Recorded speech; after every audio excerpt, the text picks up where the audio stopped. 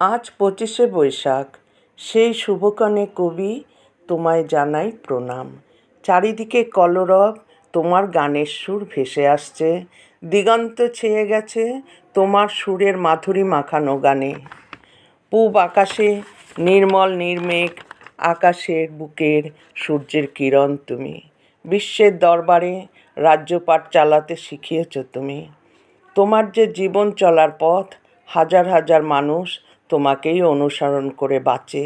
এজন্য চলার পথে এক অদ্ভুত দিশা।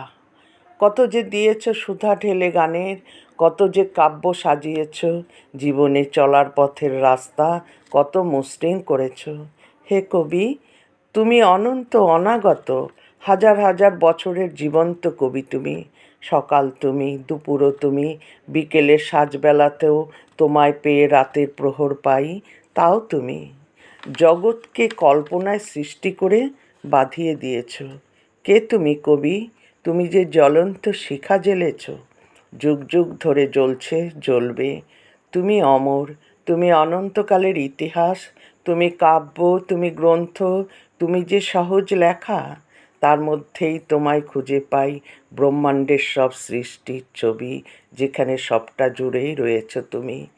এই বৈশাখ মাসও তুমি, যে শুভক্ষণে জন্মেছ তুমি, সেই দিন তারিখ লগ্ন সময়ের মূল্যবোধ বা মা সরস্বতীর বরপুত্র হয়ে জন্মালে আলোর দিশা নিয়ে। তুমি যে অমূল্য, জীবনের বিচিত্র ধারায় বিচিত্র রকমের কাব্যের সন্ধানের জন্ম দিয়ে গেছ। আগামী দিনের বহু প্রজন্মের জন্য কাব্যগুলোতে আলোর সঞ্চার করে গেলে। শতাব্দীর পর শতাব্দী তোমার সৃষ্ট কাব্য যে প্রাণবন্ত হয়ে নবীন কবি, সাহিত্যিক, সঙ্গীত রসিকরা চলমান জীবনের মূল্যায়ন খুঁজে পাবে। তুমি তো তাই। যা সত্য, যা সুন্দর, তার তো কোনো অবস্থাতেই মৃত্যু নাই। বিস্ময়ের ঘোর কাটে এক ঝলক হাওয়ার স্পর্শে। প্রকৃতিকে ভালো করে দেখি, পরন্ত রোদ যেন তামাটে বর্ণ হয়ে আছে। মনে মনে তোমায় উপলব্ধি করতে পারি। তুমি যে আগুন জ্বেলেছ আকাশে বাতাসে প্রকৃতিতে ঋতু সম্ভারে। তুমি গেয়েছ গান, যেমন শীতের উদাসীনতায় ভরা, আবারও বর্ষায় তেমনি বর্ষার যত গান, বসন্তের যত বন্দনা। তোমার পরিশ্রমের বিনিময়ে মানুষকে যে প্রসাদ বিলিয়েছ, প্রতি ঋতুকে সম্মান করেছ, এ যেন নবযৌবনেরই দূত।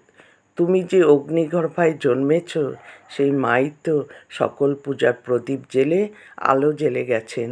প্রণাম সেই মাকে। পৃথিবীর শ্রেষ্ঠ কবিদের মধ্যে অন্যতম কবি রবীন্দ্রনাথ।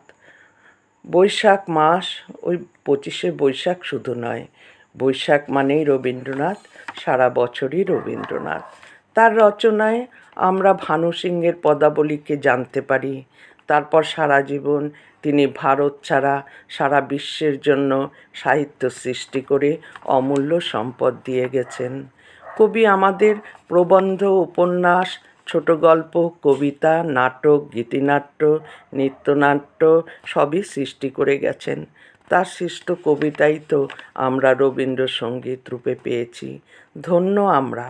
কত যুগ ধরে, কত বছর ধরে তোমারই পথ অনুসরণ করে, কত লক্ষ কোটি মানুষ তোমারই অনুসরণে চারিদিকে তোমারই নামের আগুন জ্বেলে ছড়িয়ে রয়েছে।